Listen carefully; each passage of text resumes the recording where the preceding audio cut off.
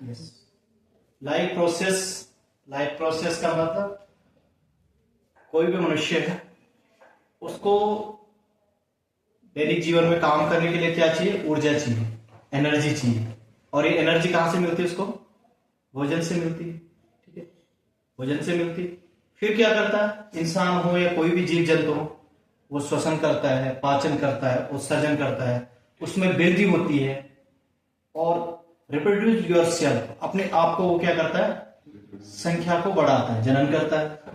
ठीक है, इस तरीके से हम कह सकते हैं कि जो लाइफ प्रोसेस है वो किसमें होती है? लिविंग ऑर्गेनिज्म में होती है। किसमें होती है? लिविंग ऑर्गेनिज्म में। तो बात करते हैं थोड़ा जो हमारा वर्ल्ड है, तो आप किसे लिविंग ऑर्गेनिज्म मानेंगे, किसे नहीं मानेंगे? जो लिविंग ऑर्गेनिज्म होगा वो क्या करता होगा? यहाँ देखिए, आप कोई रनिंग कर रहा है, तो कोई आप देख रहे होंगे कि जो एलिफेंट है या जितने भी आपको यहाँ पे ये एनिमल दिख रहे हैं, ये क्या है? रनिंग कर रहे हैं। ठीक है, तो क्या रनिंग नहीं कर रहा है तो इसका मतलब क्या वो लिविंग ऑर्गेनिज्म नहीं है क्या? आदमी सो रहा है तो क्या वो लिविंग ऑर्गेनिज्म नहीं है क्या? है, क्योंकि लिविंग ऑर्गेनिज्म मतलब वो ब्रीथिंग तो कर रहा है ना, उसका सर्कुलेटरी सिस्टम चल रहा है। आप देखते होंगे रक्त जो है हमारे शरीर में फ्लो होता रहता है, नींद में भी, है ना? तो यानी हमारा जो मस्तिष्क है वो कार्य करता रहता है। तो ऐसे अन्य जंतु भी, जो पौधे होते हैं वो भले क्या होते हैं? रनिंग नहीं करते, लेकिन उसमें क्या होती है? ग्रोथ होती है, उसमें फोटोसिंथेसिस होती है। तो लिविंग का मतलब क्या होगा? कि जिनमें लाइफ है। लाइफ का मतलब जो क्या कर रहे हैं? कुछ प्रोसेस कर रहे हैं, है ना? आप यहाँ पे देख रहे होंगे कि जो लिविंग है और नॉन लिविंग है।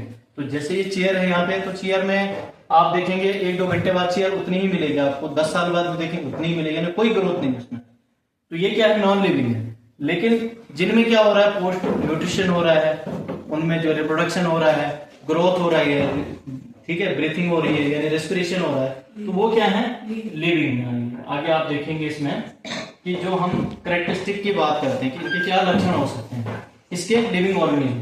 तो एबिलिटी टू मूव, जैसे आपने देखा कि एलिफेंट रन कर रहा था, आपने भी देखो 2-3 दिन पहले एक टाइगर जो कहां से आया? कमर की तरफ से आया, और कल धोंधरी के पास देखा, आज दिन में जो है नचिकेता यानी चौरंगी के आसपास देखा गया, तो वो क्या कर रहा है? रनिंग कर रहा है।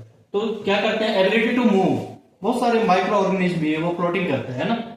टर्न फूड इनटू एनर्जी, वो क्या लेते हैं? भोजन लेते हैं, और भोजन को फिर क्या करते हैं? उसको यूटिलाइज करते हैं और उससे एनर्जी बनाते हैं। ठीक है, गिव ब्रीथ, आप सॉरी गिव बर्थ, बर्थ मानी जन्म लेना, यानी जो रिप्रोड्यूस होते हैं अपने लिए, अपनी जाति की संख्या को स्थिर रखने के लिए क्या करते हैं? जन्म करते हैं, अपनी संतान उत्पत्ति करते हैं, है ना? तो बाय बर्थ। और respond to the external change, आसपास में क्या करते हैं? एक्सटर्नल चेंज करते हैं, अडॉप्ट होते हैं, अपने आसपास के वातावरण के साथ सामंजस्य बनाते हैं, और रिस्पॉन्ड करते हैं अपनी ऑफस्प्रिंग को, है ना, जो उनकी संतति होती है। ठीक है, उसके साथ आप देखते होंगे बहुत सारे जो बर्ड्स होते हैं माइग्रेशन करते हैं, तो उनको वो क्या करते हैं? सिखाते हैं, लर्न कराते हैं उनको, है ना? और कुछ इनेट बिहेव होता है जो स्वतः सीखते हैं, प्राणी जो होते हैं। तो लिविंग ऑर्गेनिज्म में बहुत सारे आप प्रोसेस देख रहे हो कि मतलब एक लिविंग जो ऑर्गेनिज्म होता है उसमें क्या क्या चीजें होती है। तो इस आधार पे हम कह सकते हैं कि जो लाइफ प्रोसेस है उसके अंतर्गत, यानी जितने भी लिविंग ऑर्गेनिज्म है उनमें क्या क्या हो सकता है। तो एक तो न्यूट्रिशन हो सकते हैं, यानी जब वो भोजन चाहे वो अंतर्ग्रहण करेंगे किसी भी फॉर्म में भोजन को, चाहे फेगोसाइटोसिस से लेंगे, कुछ ऐसे भी लिविंग ऑर्गेनिज्म जो फोटोसिंथेसिस करते हैं, जो ग्रीन प्लांट है ना? तो उसके अलावा जो है हम कह सकते हैं न्यूट्रिशन। न्यूट्रिशन आप जानते हैं हेटरोट्रॉप्स है या ऑटोट्रॉप्स है ना? हेटरोट्रॉप्स के बहुत सारे वो है, पैरासाइटिज्म है, या होलोजोइक न्यूट्रिशन हो रहा है, सेप्रोफाइट है। इसी तरह रेस्पिरेशन है ना, तभी तो एनर्जी बनी। एक्सक्रेशन, जो वेस्ट मटेरियल जनरेट हो जाता है उसको शरीर से एलिमिनेशन करना, एक्सक्रेशन। ट्रांसपोर्टेशन, जैसे आप देखना हमारे शरीर में ब्लड है, तो ब्लड क्या करता है? उस फूड को पूरे शरीर में ले जाता है। इसी तरीके से ट्रांसपोर्टेशन जो प्लांट में किसके द्वारा होता है? जाइलम के द्वारा। जाइलम क्या करता है? जड़ों से पानी को पत्तियों तक पहुंचाता है, पत्तियों में तैयार जो भोजन होता है उसको फ्लोएम टिश्यू क्या करता है? पूरे पौधे में ले जाता है। इसी तरह रिप्रोडक्शन, जन्म करते हैं, किसी में एसेक्सुअल रिप्रोडक्शन होता है, किसी में सेक्सुअल रिप्रोडक्शन होता है ना? सेंसिटिविटी, सेंसिटिविटी आप में तो है, जितने भी ऑर्गेनिज्म अगर स्विच हो दे तो आप क्या करते हैं?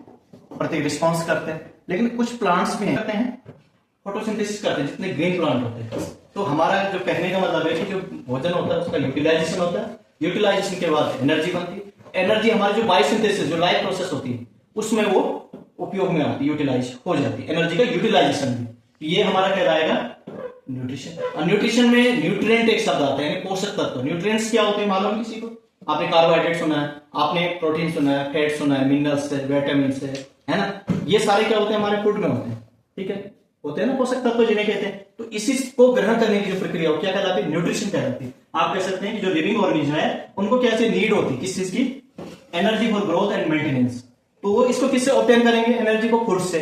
फूड से क्यों करेंगे? क्योंकि फूड में बहुत सारे न्यूट्रिएंट्स होते हैं। अब न्यूट्रिएंट्स क्या होते हैं? Nutrients which an organism obtain from its surrounding, आसपास से लेते हैं, सराउंडिंग से लेते हैं, and use a source of energy, और उसको किसके रूप में उपयोग करते हैं? एनर्जी के रूप में। जैसे कार्बोहाइड्रेट, प्रोटीन है, आपकी फैट है, ठीक है, किस किस इसमें पाए जाते हैं, आप डायग्राम से भी समझ सकते हैं इसमें, ठीक है। इसके अलावा आप देखिए इसमें कि जो न्यूट्रिएंट्स होते हैं वो ग्रहण करते हैं लिविंग ऑर्गेनिज्म, तो उसके अलग अलग मेथड है। जैसे देखिए the process of intake nutrients and its utilization by an organism is called nutrition, ठीक है। तो जिस तरीके से पोषक तत्वों को ग्रहण करते हैं फिर उनको उपयोग में लाते हैं उसको हम न्यूट्रिशन कहते हैं। अब way to obtaining food is known as the modes of nutrition, ठीक है, यानी न्यूट्रिशन जो पोषण है उसके प्रकार के बारे में हम चर्चा करें। तो सबसे पहले टू टाइप्स है ना, टू टाइप्स में आप देखेंगे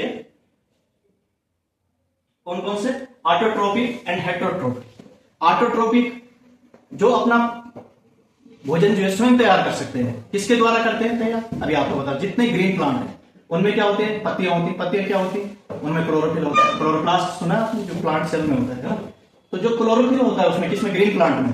और एटमोस्फेयर से क्या करते हैं? जो इनमें स्टोमेटा होते हैं कार्बन डाइऑक्साइड को ग्रहण करते हैं और फिर क्या करते हैं? उस कार्बन डाइऑक्साइड से क्या कार्बोहाइड्रेट का निर्माण करते हैं। कैसे करते हैं? In the presence of sunlight और जो क्लोरोफिल है उसमें, ठीक है। तो ये जो इसमें दो चीजें हैं, इसमें जो रॉ मटेरियल है एक तो कार्बन डाइऑक्साइड है और दूसरा क्या होता है जो जाइलम होता है वो इसके जो रूट होती है वहां से क्या एब्जॉर्ब करता है? वाटर। और वाटर को ट्रांसपोर्ट करके कहां लाता है? लीव्स में, पत्ती में लाता है। पत्ती में क्या होता है? फिर फोटोसिंथेसिस होता है। पत्ती क्या होती है? पौधे की किचन होती है और वहां पे सूर्य के प्रकाश में, सूर्य के प्रकाश को जो ये ग्रीन कलर होता है किसकी वजह से होता है? क्लोरोफिल की वजह से होता है, ठीक है। तो ये लाइट को एब्जॉर्ब करते हैं और फिर वहां पे क्या होता है? कार्बन डाइऑक्साइड होती है। तो रॉ मटेरियल हो गया कार्बन डाइऑक्साइड और वाटर। फिर क्या बनेगा वहां पे? सूर्य के प्रकाश के पास में क्लोरोफिल के प्रेजेंस में ग्लूकोज बनेगा, यानी कार्बोहाइड्रेट बनेगा, ठीक है। C6H12O6 किसका फॉर्मूला? ग्लूकोज का है। प्लस आपको पता है जब फोटोसिंथेसिस होती है तो इसमें एक और क्या बनता है? ऑक्सीजन बनता है। और ये ऑक्सीजन होती है फोटोसिंथेसिस से ही, ठीक है। फिर ये एटमोस्फेयर में कैसे आ जाते हैं? जो पत्ती है उसमें स्टोमेटा होता है, ऑक्सीजन बाहर आ जाती है, रिलीज हो जाती है ना, वाटर। इस तरीके से जो फोटोसिंथेसिस होता है ग्रीन प्लांट में होती है और इन प्लांट को हम क्या कहते हैं? ऑटोट्रॉप्स कहते हैं, स्वपोषी कहते हैं, क्योंकि अपना भोजन स्वयं बना सकते हैं। कौन सी प्रोसेस के द्वारा? फोटोसिंथेसिस के द्वारा। लेकिन जो अपना भोजन स्वयं नहीं बना सकते हैं उनको क्या कहेंगे?